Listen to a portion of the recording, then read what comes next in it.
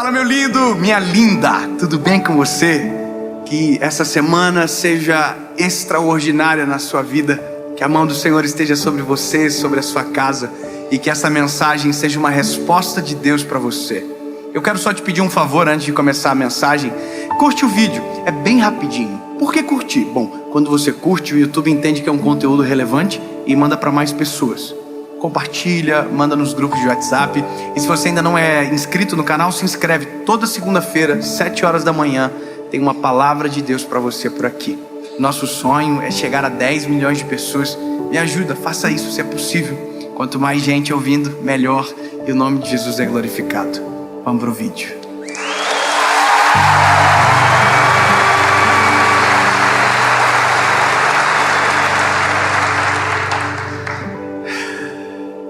Evangelho de Jesus, conforme escreveu João, capítulo de número 11. Ah, Jesus, eu te amo. Ora, havia um certo homem enfermo chamado Lázaro. Lázaro de Betânia, da aldeia de Maria e de sua irmã Marta. Era aquela Marta que ungiu o Senhor com unguento e secou os seus pés com seus cabelos, cujo irmão Lázaro estava doente. Portanto, suas irmãs enviaram até ele dizendo: Senhor, eis que está enfermo aquele que tu amas. Quando Jesus ouviu isso, ele disse: esta enfermidade não é para a morte, mas para a glória de Deus, para que o Filho de Deus seja glorificado por ela. Aí um verso seguinte, eu vou pular alguns versos. O verso 17 diz: quando Jesus chegou, encontrou Lázaro já há 4 dias no sepulcro. O verso 32 diz: tendo, pois, Maria chegado onde Jesus estava, e vendo, lançou aos seus pés, dizendo: Senhor, se tu estivesses aqui, o meu irmão não teria morrido. João capítulo 11, verso 35 diz: Jesus chorou.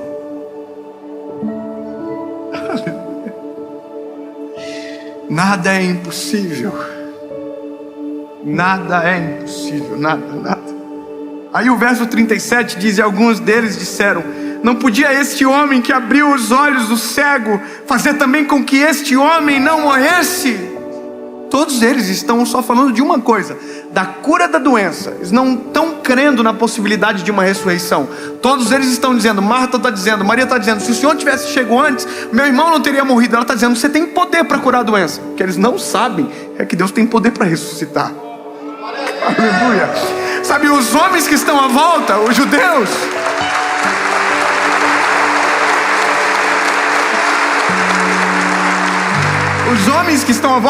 eles também não sabem. Então por isso que eles dizem: se ele dá vista aos cegos, ele podia ter curado esse homem também. Amém. Eu fico doido disso aqui. Aí, o verso 39 diz: Jesus, tirai a pedra. Aí a Marta, a irmã daquele que estava morto, disse: Senhor, a essa altura ele cheira mal, porque ele está morto há 4 dias. Disse Jesus: se tu creres, verás a glória de Deus. Verso 43, parte B: Lázaro, vem para fora.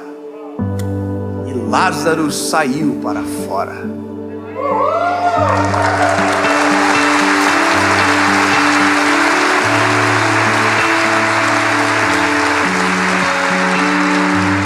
A nossa fé em Deus, ela é mensurada pelo nível das nossas experiências e porque os nossos olhos viram alguma coisa.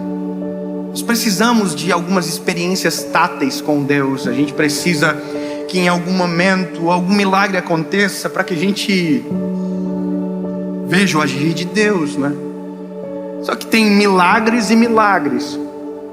Tem milagres grandes, milagres pequenos. Mas o fato de ser milagre é você não conseguir explicar por que e como aconteceu. Todas as vezes que Deus fez um milagre com a minha vida, com a minha família, Foi milagre porque não tinha como explicar como. E por isso chamamos de milagre.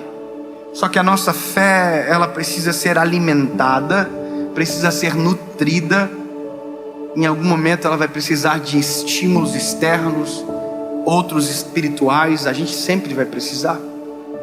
Agora, a nossa noção do poder de Deus, às vezes está muito limitado ao que a gente viu até agora, ou aquilo que a gente viveu até o presente momento, ou talvez as pequenas experiências do que talvez alguém nos contou, mas que nunca foi a nossa realidade. E eu vou te dizer, a maioria das pessoas nutrem a fé com Deus a partir da experiência do que os outros viveram, nunca daquilo que elas viveram. A minha oração sempre é: Jesus, que a minha geração tenha uma experiência contigo, porque uma experiência com Deus genuína, ela nos marca para sempre. Marca muito mais do que uma palavra pregada por alguém, marca muito mais do que uma história impactante de alguém. Não, muito melhor do que você ouviu que alguém Jesus curou, é melhor que Jesus cure você, entende? É melhor que você viva esse milagre. Então todas as calamidades que muitas das vezes acontecem na nossa vida e que a gente pensa que é para o fim, na verdade às vezes são para a glória de Deus, sempre é para a glória de Deus.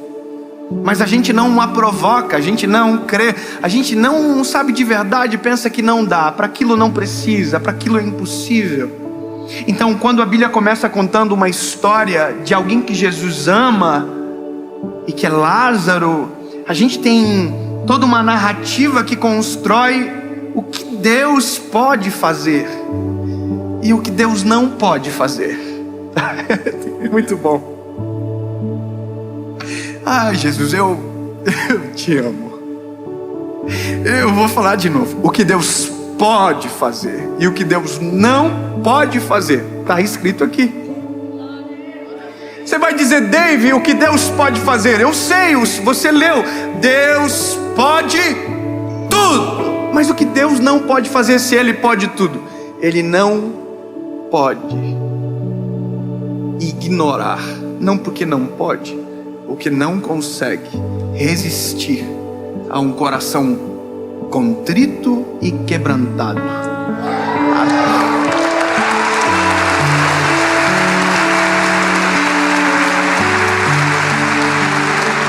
Então, não se trata na verdade do que Deus não pode, se trata daquilo que Deus não está disposto a fazer.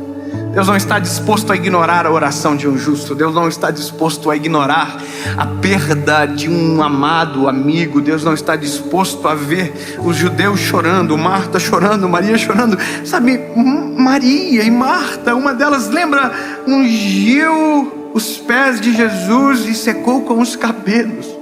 Então Jesus vê aquilo chorando, ela dele chorando, e a Bíblia diz que Jesus chorou. Porque, sabe, perturbou o seu coração. E não porque não podia curar, não porque não podia ressuscitar, mas porque aquilo para ele era muito agudo para as emoções. Isso para mim é confortante, porque mostra que o Deus que a gente serve não é distante, Ele é empático, Ele é presente. Ele se importa com a minha dor, Ele se importa com o meu sentimento, Ele se importa com a minha lágrima, Ele se importa com o meu clamor, Ele me ouve. Aleluia. Eu quero que você entenda isso da maneira melhor possível.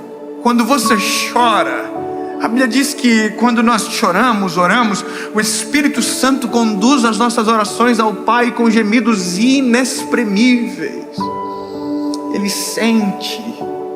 Quando a gente olha a parábola do bom samaritano, o bom samaritano é Jesus, que se importa com a ferida, que se importa com a dor, que que ajuda. Então, partindo desse pressuposto, não há uma oração que Deus não ouve, não há impossíveis para Deus, não há nada que Ele não possa fazer. Só que essa percepção, ela precisa ser resgatada, principalmente na hora que o impossível se apresenta na nossa frente. Porque enquanto tudo está bem, enquanto tudo está dando certo, dizer que Deus é o Deus do impossível é possível. Mas quando o impossível se apresenta, parece impossível dizer que Deus é o Deus do impossível. Eu vou falar que isso é nas coisas simples, nas coisas profundas. Eu conheço Deus do impossível de verdade. Quando eu comecei a ler, o meu espírito resgatou uma memória longa e antiga minha. Aliás, essa semana é uma semana que eu fico muito sensível à voz do Espírito Santo, porque preciso muito também para a série. E algumas orações foram me recordadas enquanto eu orava. Engraçado isso. Deus me fez lembrar de uma oração quando eu era dos jovens da minha igreja. Eu me lembrei, sabe quando você é transportado para um lugar e você consegue vislumbrar tudo, como foi, como aconteceu, e parece que você está vivendo aquilo de novo? Eu estava dentro da igreja e as crianças começaram a cantar aquela canção que diz: grande, tão grande, alto, tão alto, fundo, profundo, é maior que o mundo. Lembra? Essa música não, só eu que lembro. É uma música que fala do amor de Deus, que é grande, mas cabe no nosso coração. E as crianças estavam cantando essa canção, e as crianças estavam cantando, fazendo coreografia, e eu no banco senti uma presença de Deus tão grande, que eu parecia uma criancinha pequena na igreja. Eu chorava, falava em línguas, glorificava o Senhor. E no final daquilo, eu olhei para as crianças e eu disse: Jesus, que um dia os meus olhos possam ver os meus filhos te adorando.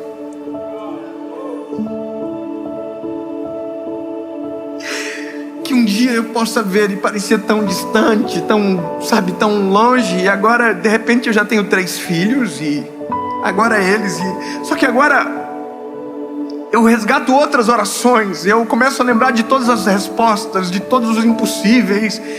E agora, esses dias atrás, eu acho que até contei em uma das mensagens no YouTube, mas eu tive uma experiência com meu filho, com o João, muito profunda com ele, sobre impossíveis. Impossíveis que são subjetivos, porque para mim parece ser impossível, e era naquele momento, mas para alguém pode ser muito simples, mas é milagre porque não se explica, lembra?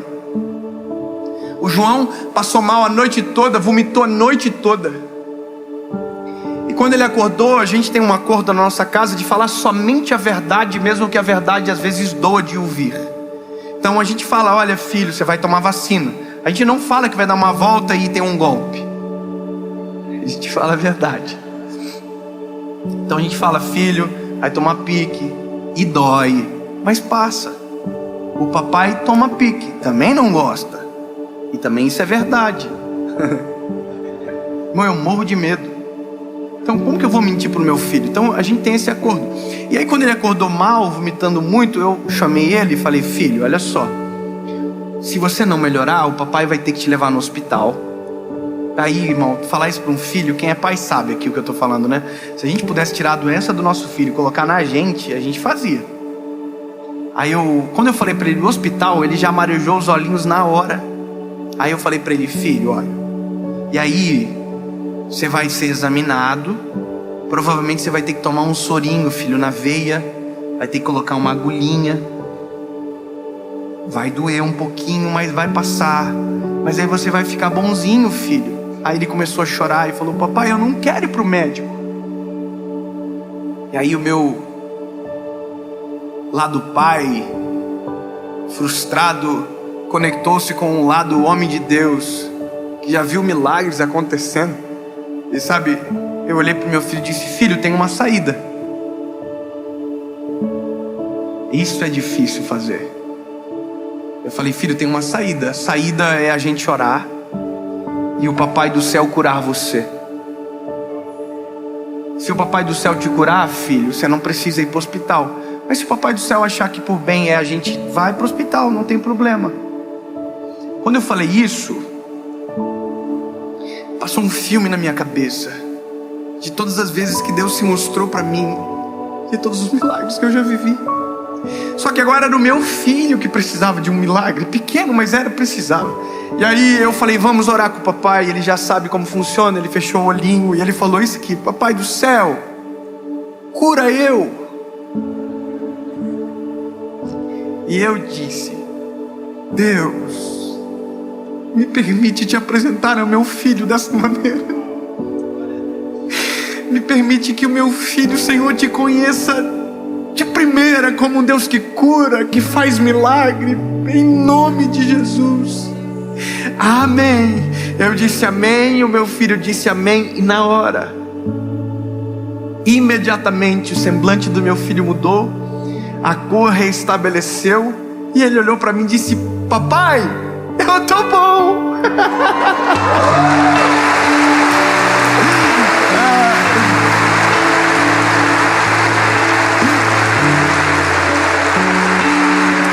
Aí eu falei: filho, você tá bom? Eu falei: amor, traz comida para ele, que ele estava comendo, vomitando tudo. Minha esposa picou a bananinha, trouxe para ele, e ele comeu a banana e olhando para mim: eu tô bom, papai. E aquela consciência dominou ele. Jesus me curou. E ele passou a semana falando: papai do céu me curou, papai do céu me curou. Eu perguntava: o que aconteceu, filho? Fala pro amigo do pai. Papai do céu curou eu. Sabe, papai do céu curou eu, até o dia que o Noah ficou doente. E sabe o que ele me disse? Papai, ora pelo Noah. Isso é um exercício. Vai ter vezes que Deus vai achar melhor não. Eu não sei quando, não sei como, mas de uma coisa eu posso sempre fazer: pedir, clamar. Sabe, Senhor, tu podes. Só que aí que mora o problema. É que às vezes a gente crê para isso, mas para aquilo que é maior a gente não acredita. E isso é o cenário do texto. É o que Marta, é o que Maria está dizendo: Jesus, o Senhor está atrasado para um milagre que o Senhor poderia fazer. Eu queria que o Senhor curasse, e agora já não dá mais para curar, porque ele está morto.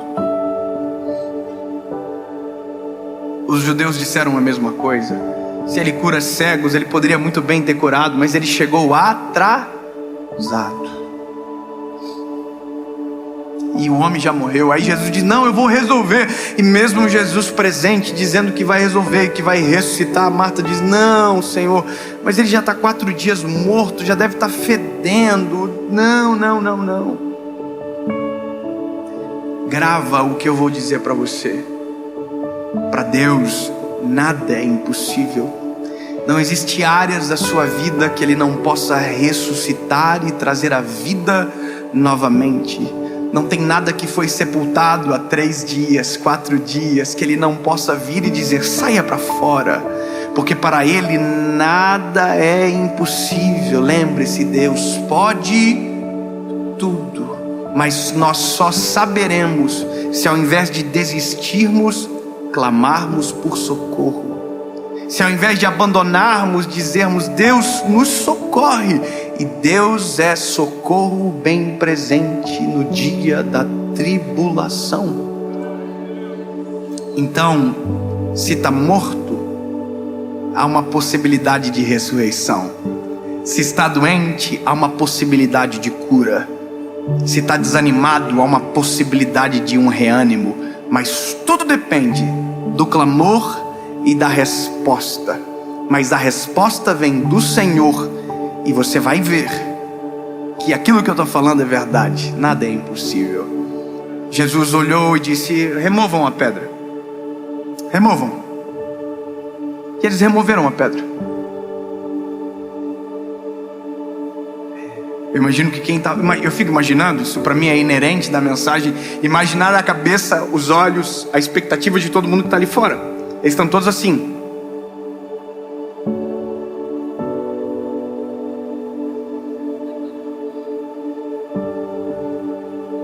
E aí, vai ressuscitar, será?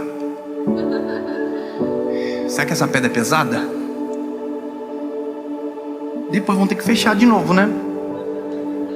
E se ele não vir para fora? E se não rolar? É por isso que a gente não provoca os milagres. É por isso que a gente não clama. Porque a gente diz: e se ele não quiser? E se ele não responder? E se ele não curasse o meu filho? E aí? Entende? A vergonha impede a nossa fé de provocar o extraordinário. Não tenha vergonha. Se Deus não quiser, Ele não quis, mas você fez a sua parte de pedir. Você fez a sua parte de clamar. Você fez a sua parte de dizer: Deus, haja a meu favor. Talvez não seja agora, talvez seja depois de amanhã, talvez seja depois de 4 dias. tinha pedido para Jesus ir até ela. Jesus não foi na hora que ela pediu. Ela já havia dito, Jesus, ele mandou um mensageiro, o irmão, que você sabe, você ama ele está doente, venha. Aí Jesus não foi no primeiro, não foi no segundo. Ou seja, a primeira oração não foi atendida, porque havia milagre maior para acontecer, e que o milagre quanto maior, mais glorifica o nome do Senhor. Eu sei que na corrida do milagre a gente às vezes não tem paciência, a gente não quer esperar, mas sim, Deus pode, e sim, esperar pode valer muito a pena, clamar vale a pena. A história termina com Jesus chegando aparentemente atrasado. Oh, lindo! Às vezes nós preparamos um cenário para que Jesus chegasse na nossa história, e a gente tem a impressão que ele está atrasado porque não chegou na hora que a gente programou. Nós oramos e na hora que oramos Deus não respondeu, e a gente tem a ideia que talvez ele nunca mais responda. Não esqueça que a gente age dentro de um tempo, Deus age dentro de outro tempo. Se o nosso é o Cronos, o tic-tac, do Deus é o Kairos, é eterno e é perfeito. A gente quer para agora, mas talvez Deus saiba que o melhor é amanhã, e a gente só vai descobrir quando chegar amanhã. Portanto, confie no Senhor. E eu repito para você, não existe nada impossível, nada morto que Ele não possa ressuscitar. Os sonhos, as famílias, os corações, em nome de Jesus. Em nome de Jesus.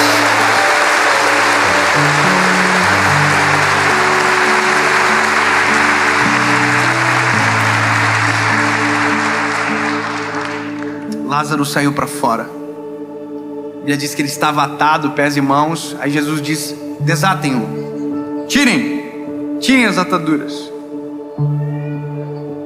E o final é: todos que estavam naquele lugar saíram estupefatos com o que viram. E aí aconteceu um fenômeno: alguns creram nele para a salvação. Alguns creram, mas outros não creram. Mesmo vendo o milagre acontecer, foram denunciar Jesus. Lembra da crítica? Lembra? Lindo. Mesmo do bom sempre vai ter alguém que vai tentar encontrar um defeito. Mas a questão mais importante, que eu termino a história aqui, é que quando eu chego no final da história de Lázaro, eu entendo que tudo que Deus faz tem um propósito maior do que o próprio Lázaro, que é a glória do seu nome. Deus não curou o meu filho porque ele é melhor do que o filho de alguém aqui. Deus curou o meu filho para a glória dele. E hoje eu estou falando aqui para a glória dele. E é por conta de que é para a glória dele que talvez você vá para casa e no dia da angústia você vai clamar e vai viver o teu milagre também. E lembre-se, vai ser para a glória dele. Tudo é para ele.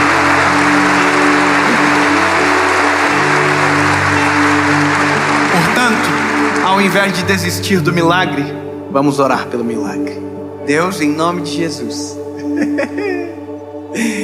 Ai, lindo, é por isso que te amamos. Tu és poderoso para cumprir tudo aquilo que prometeu. Tu és bom, justo e misericordioso. E agora eu clamo pelas famílias, clamo pelos teus filhos que ouvem essa mensagem e que precisam de um milagre urgente.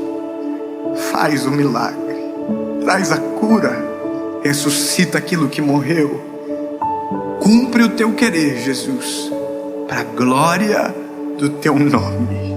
E que em alguns dias testemunhos cheguem desta palavra, pessoas curadas, transformadas e libertas. É nisso que eu creio, em nome de Jesus, amém.